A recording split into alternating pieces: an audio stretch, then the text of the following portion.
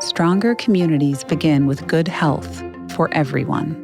You're listening to the Good Health, Better World podcast, presented by UPMC Health Plan. This season, we're exploring ways to achieve good health in today's complex world.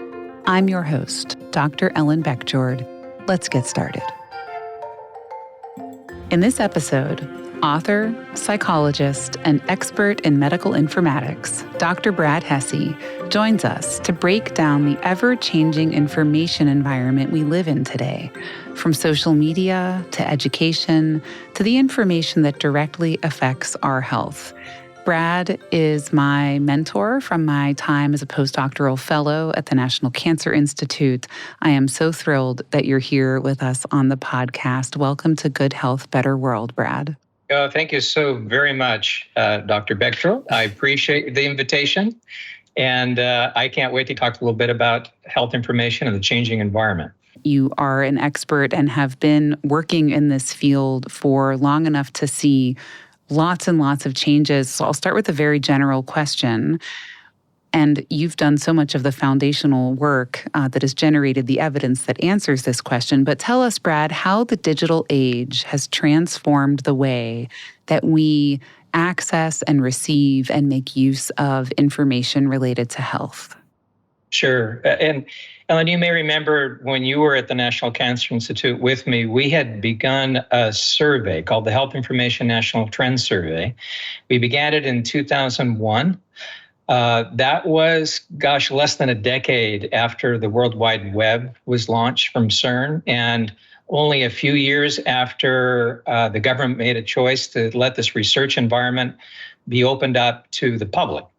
So we wanted to know, what did that mean for health information seeking? What did that mean for cancer information seeking? We administered our first survey in 2003, and we were surprised at that time to find about 61% of the adult population was connected. And at that, this is hard to believe. That's only a few decades ago that Right. That was a surprising number for us. But that was pretty hefty. And so we knew that a lot of people were online. We tracked it over the next years. I think by 2011, it went up to almost 80% of the U.S. population was connected. I checked this morning just to see where we're at, and it looks like we're at about 93% connectivity to the internet. So what were they searching for? And it turns out that searching for health information was one of the first things that people looked for. The way that the Pew Foundation, and Susanna Fox, who was at the Pew Foundation at the time, the way she referred to it is that they were looking for the vital information they needed to take care of themselves and their families. So that was interesting. A lot of people said they had been online. We asked, and this is also interesting, there's a real contrast here. We asked people where they would prefer to go and who did they trust? And they said, you know what, I prefer to go to my doctor first, but it's so hard to get an appointment that I go online first, so I'm kind of prepped and ready. And sometimes I go online to search which doctor I'm going to look for. And that's a pattern that we've noticed has continued for about 2 decades. People go online first because it's easy, but they prefer to talk to their doctors. And often they'll take what they find from Dr. Google, they'll take that into their doctors and they'll have conversations. For the most part, this is what I think is helping people to interpret kind of a collaborative way what they're finding online. So that's kind of a first point I want to make, is that when people got online, it happened pretty quickly for us looking at health information. We still have the legacy systems. We still use television for public service announcements. We still have brochures, but more and more people have gone online to look for information, but they don't necessarily trust what they find. So that's a start. You brought up trust, and here's, we could talk about this for hours. Yeah. Back in 2001, when the Health Information National Trends Survey, or HINTS, began, which I believe to this day is still the primary national survey that is specifically focused on topics like how people access and make use of health information. That was really before the advent of social media. Can you talk a little bit about what you were able to observe when social media entered into the digital landscape and became a part of the internet that people could then use for accessing and finding information related to health and some of the pros and cons of that. Yeah. Wow. Yeah. This is topical, isn't it? And interestingly, it's some of what brought me into this whole study. So even before the internet was the internet, this is back in the 1970s and 1980s, there were these online portals that people could go to. CompuServe was one of these. There was a place called The Well, and that was out of Silicon Valley. So it was pretty specialized for researcher types. But what they found in this kind of digital homesteading is that people would connect up with others who were similar to themselves, and they would talk about a lot of things. But one of the more popular topics was to talk about health conditions. So if you're sick, often, and you have a rare condition, you can't talk to anyone that's close to you necessarily. I mean, you do, but you don't get the same kind of social support, right? So they were reaching out to other people and they started coalescing online, so much so that researchers would go to see what they're talking about. And then they would use that to sort of improve their information that they're providing online for their customers. So that was the very beginning of social interaction mediated through an online environment. In about the mid-2000s, I think there was an evolution of the internet where it would become a platform for these kinds of social interactions, and there was an introduction of social media. So these were very formalized platforms where your expectation is you're going to go online, you're going to talk to people that you would see in your daily life and some you wouldn't see, and you would have connections. And is that people called that Web 2.0 at the time, is that right? That's exactly right. Web 2.0 is this notion that we're creating a platform. And embedded in that notion of a platform is the seed of something we're going to have to pay attention to. Because what they're doing is they're abdicating from any kind of responsibility to edit what people are sharing with each other. So that's the beginning. But they're not making a lot of money yet. They have to make some financial decisions. And in social media, what they decided to do is rather than charge a subscription fee, they're going to make money off of advertising. The minute that happens, psychologically, people are going to be motivated to get eyeballs on screens. And to get eyeballs on screens, anything that is outrageous would often become viral. And now social media was starting to foment conflict in places that we didn't want it to happen before. We didn't think it needed to happen before. And also psychologically, keep in mind that if you're on a computer, you don't see the other person. You're just seeing maybe an icon of that person. So you've got a lot of cues that are gone, and it starts to disrupt civil discourse. We used to call that flaming back in the day, but cyberbullying is a term for it now. So that starts to emerge.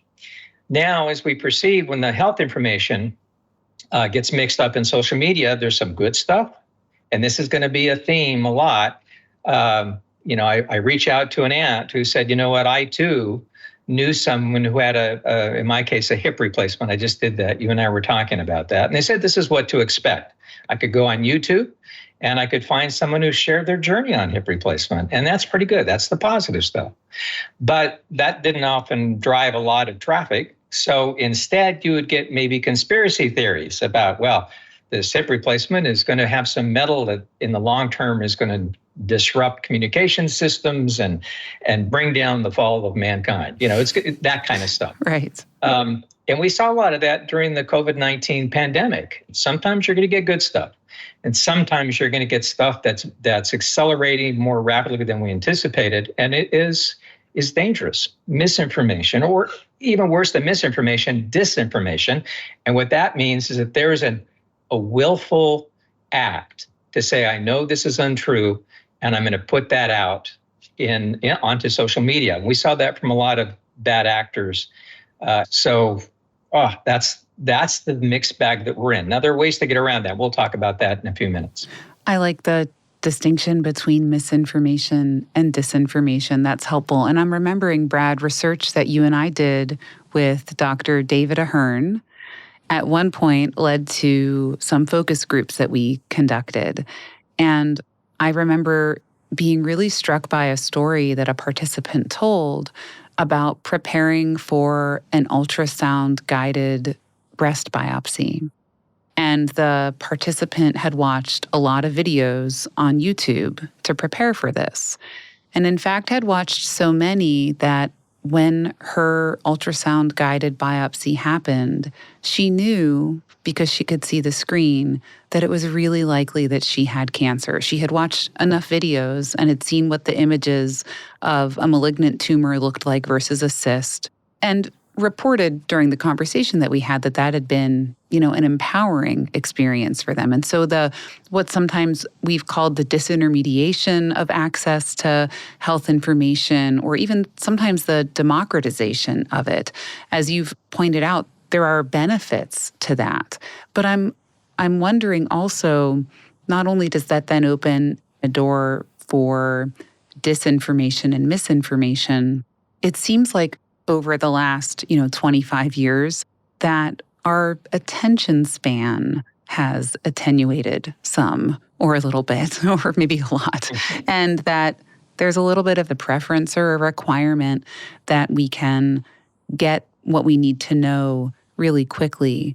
But a lot of topics related to health are nuanced, and they can't really be reduced to a 30-second soundbite. So as you think about this, do you think that part of what we're also working to, I guess, push back against is an expectation that, I should be able to understand any health condition in less than 30 seconds, or that that's an unreasonable expectation?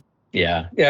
It certainly seems like we want immediate gratification, right? And I want to know what my diagnosis is today. And if it's a process that takes a lot of screening and it's going to be a month before I'm finished, well, I don't know if I'm going to buy that. I'm going to go online and see if I can find other answers to help me make my decisions up front. That can be a problem behind this. So the question is, how do we deal with that? Because this isn't new. I mean, we've for a long time have struggled with people sending things in the mail saying, you want to lose weight, here's a magic pill. Right.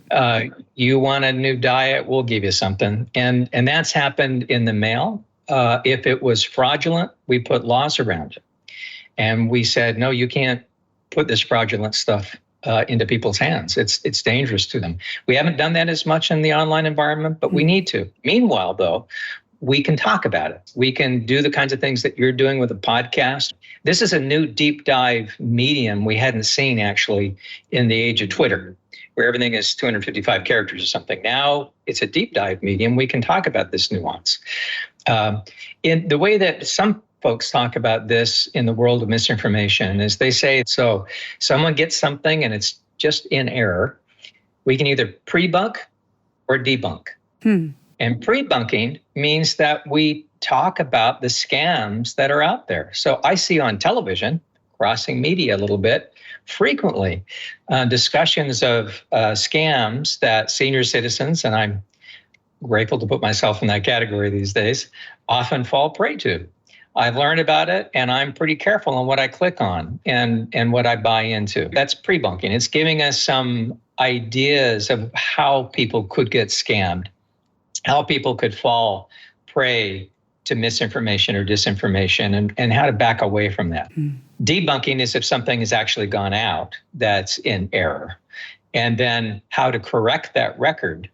And I think what happens is that the trusted sites on the internet, and remember, the number one source of trust is a physician. That means that the physician's medical plan, if it has public-facing information, becomes as trusted as the physician often. And then even in the US, government-hosted health sites like CDC and NIH, they've always been something that will hold kind of the last line. So if we're pre-bunking and debunking and we're saying, hey, if you want to do your own research, we encourage that. But we need to help you understand how to tell what is good information and what might be misinformation. Look to the source. See if there's a science behind this. See if it's a subtle science, or if you're seeing claims of anecdotes. I knew one person. My aunt knew someone who knew someone else, and this is what happened. So therefore, I'm never going to put my seatbelt on again because they got thrown from the car. That's a classic fallacy. We can teach people how to get around those fallacies. Yeah. We're in a world of information demand and attention demand, but I still think that people want to make the good decisions and the right decisions when it comes to their health, so they'll listen when they get the opportunity. Can you talk a little bit about the experience that people can have where they're on social media and things are coming at them that may be related to health that can concern them, that may bring up a topic that leads a person to think, geez, I didn't even know this was something I should be worried about. Should I be worried about this? I mean, under the umbrella of dis and misinformation, but of the targeting and tailoring in particular, do you have any advice for how folks can navigate that? Because I'll tell you, I feel like I'm a pretty savvy internet user, and I know that I fall prey to this at times, that there are things that are targeted to me on my limited use of social media that make me wonder, geez, is this something that should be on my radar? What advice do you have for folks in that particular context or related to that experience? We can tailor advice to people using this technology. And we had even invested in techniques to make our recommendations very personal. And then all of a sudden that got weaponized by this original sin of saying we need to make money off these platforms by driving advertising and clicks and that kind of thing. So now we're in a full-blown surveillance economy where our data are being harvested and processed and used against us. And used for us too. I mean, I won't say it's all bad, but often it feels like it's used against us. So that is one aspect of what's happening right now. We go online and the content that gets put up on our wall on Facebook is streamlined to a search that we did 5 days ago and is pushing something that is not necessarily credible. Some of that discussion with people about what to expect there, that could be some of the pre-bunking discussion, right? This is what may happen to you when you're online. Yeah. But there are some other pieces, too, that I think of with this. I think of what happened during the pandemic, and folks referred to doom scrolling, right? So, oh my gosh, you want information, that's good. And you want information about your health, that's good. But what is put in front of your attention span is something that seems to be extremely negative. So a couple things to remember. Some of it is as you're interacting with this, be prepared. Recognize that people are going to start assailing you with their advertisements for the latest snake oil. And you've got to think about that. Talk to someone you can trust. Healthcare provider is a good source, but other family members sometimes are a good place to start too, before you make any decisions. So that's one thing. Also recognize that the sense of negative energy you're getting from doom scrolling, that naturally occurs with people when that's all you get is an erroneous presentation of negative data and you miss all the positive that's happening over the course of the day. Yeah. The statistics are sort of taken out of whack.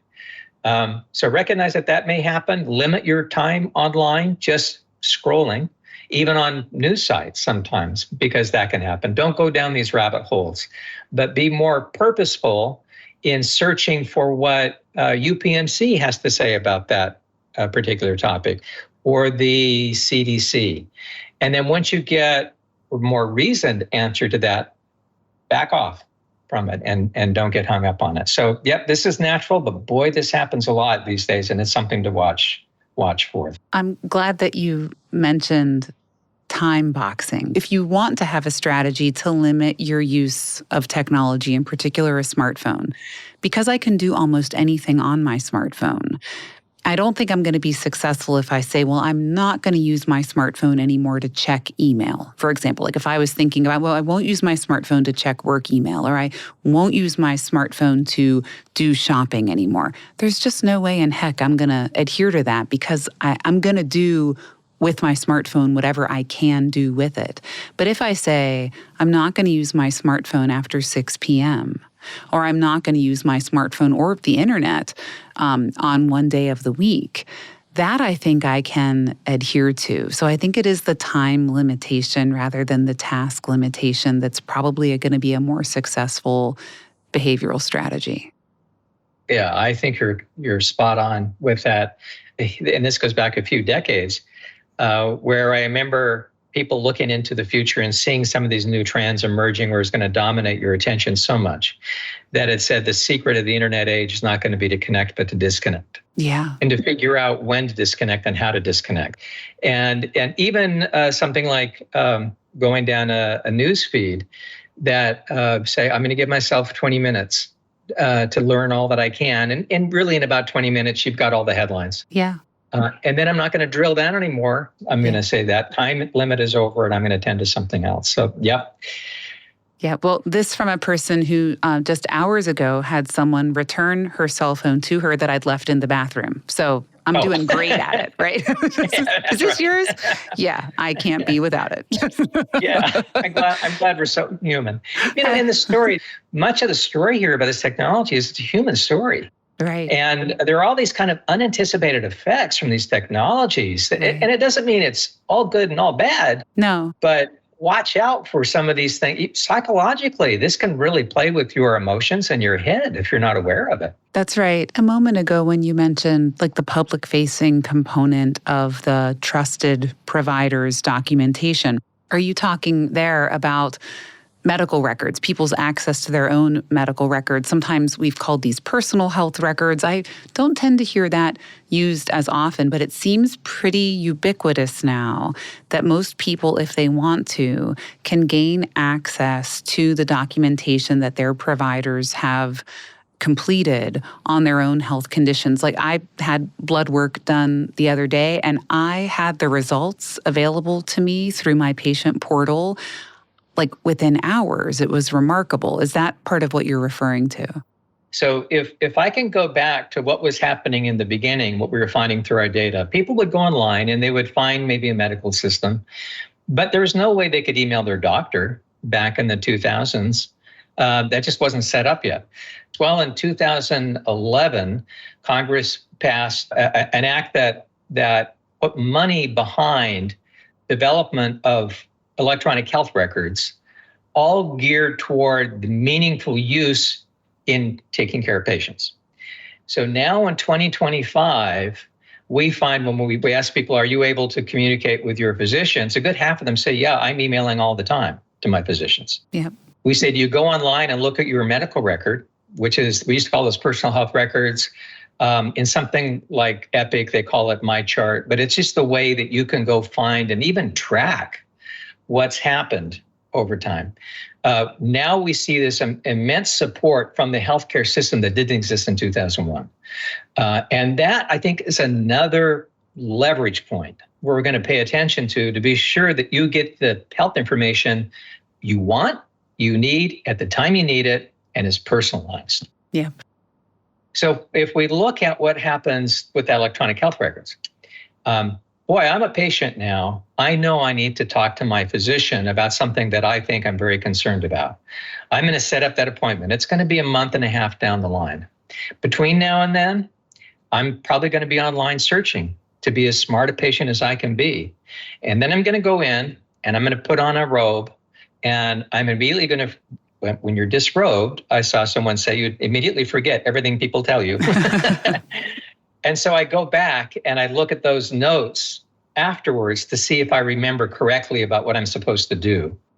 And now I've used 3 levels of conversation around one interaction, whereas before the interaction was all we had. Right. But now we have augmented interactions. Yep. And it can be incredibly helpful and empowering. Brad, one of the many things that I admire about you is you are wonderful at balancing what seems like just a foundational optimism with a lot of realism. And that's been helpful to me personally and professionally, because I worry that we're not moving in the direction of progress that we had been for so long, thanks to the work of you and so many others, when it comes to having good access to trusted sources of health information. But I would like to ask you to just share your thoughts on any of the topics related to the information environment, including ones that you may have serious concerns about, but also would invite you to tell us about the things that make you feel excited and hopeful at this time? I mean, we all survived the pandemic.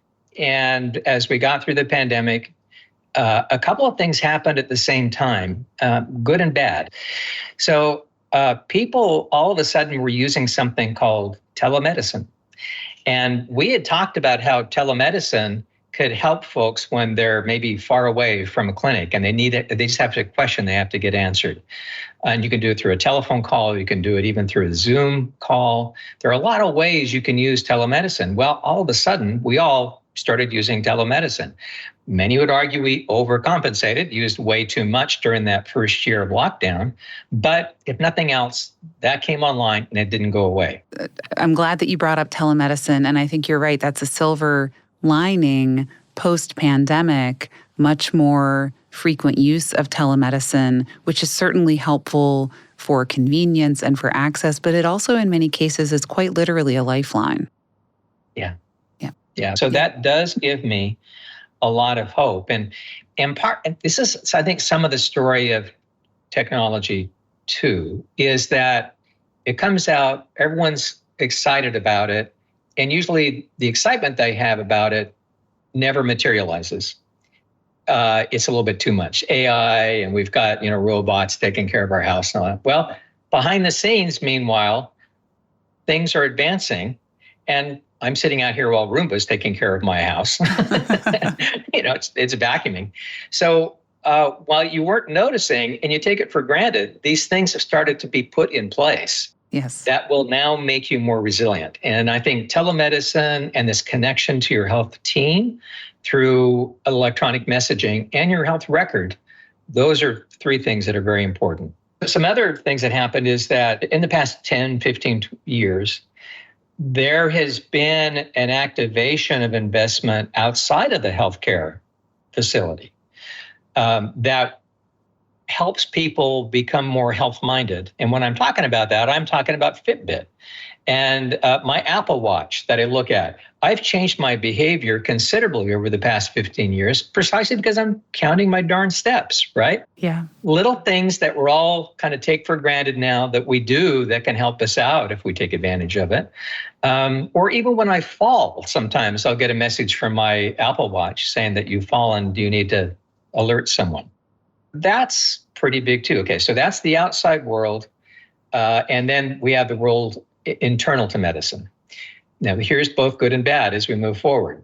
If the outside world tries to destroy the world of medicine, we stand the risk of getting rid of all that was good. We can't afford in health, where health is such high stakes, simply to destroy what we know works. We need to build on evidence, scientific evidence, and we need to use our healthcare systems and depend on these outside companies who are developing devices to adhere to the same insistence we have on safety through the FDA to be sure that we're protected in this new environment. And then I think we can move forward continually in these positive ways. So, Brad, what are some things you'd want our listeners to know when it comes to navigating information as it relates to good health?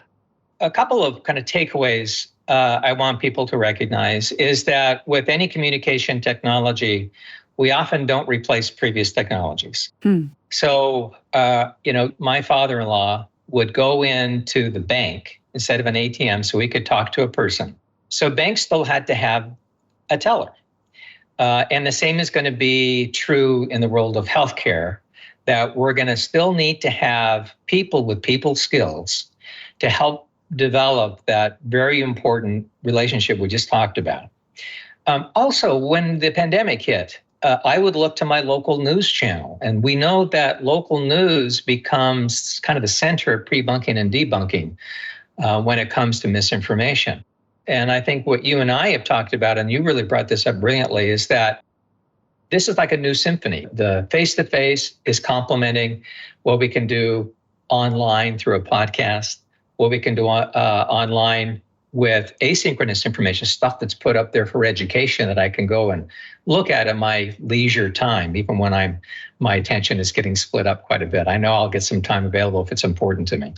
And I think the more We talk to people about science, and we engage, as you're doing, helping to educate everyone about the value of medical evidence and what that's done to improve our lives over the past 100 years. Yeah. That's something else that I look to, and I hope people have some hope of optimism through that. Yep, I agree. And it's so great to get to have a conversation about the information environment and communication science, because in so many ways it's really where the rubber meets the road. I mean, unbelievable progress has been made in the generation of scientific evidence as it relates to health and healthcare. But so much of that potential really hinges upon our ability to translate that into information that people can access and make use of and understand to affect their knowledge and attitudes and beliefs about their health and healthcare. And we need to continue to do the best job that we can. Otherwise, I feel like we don't get to reach the full potential of all of that scientific progress. And that, has been most of what I think your incredible career has been about. And so I just want to say thank you for taking the time to talk with us on Good Health, Better World, for all of the work that you've done, and of course for your mentorship of me and the impact that you've had on my career. It's, of course, one of the greatest gifts of my life. So thank you, Brad. Oh, thank you, Ellen. And talk about someone who takes the ability of a psychologist to really interact with complex systems and come up with stories that are understandable. This series is doing it, and you're in the center of it. So thank you so much for doing that for all of us. We hope you enjoyed this episode of Good Health, Better World. Be sure to tune in next time and visit upmchealthplan.com/goodhealth for resources and show notes. This podcast is for informational and educational purposes. It is not medical care or advice. Individuals in need of medical care should consult their care provider. Views and opinions expressed by the host and guests are solely their own and do not necessarily reflect those of UPMC Health Plan and its employees.